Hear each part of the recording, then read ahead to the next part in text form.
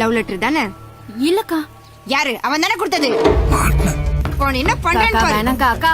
வாடி. என்ன லவ் கேக்குதா? லவ் வந்தமா ஒழுங்கா படிச்சமா ஊர் போய் சேர்ந்தமான்னு இருக்கணும். இந்த ஊரை பத்தி தெரியாது போல. அதான் ஏய் வாடி போலாம்.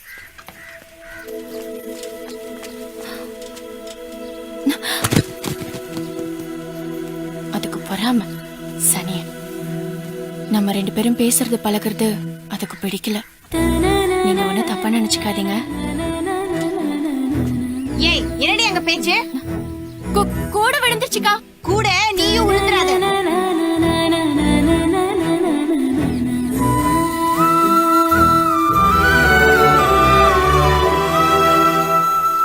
வயிற்றுச்சல பாரு.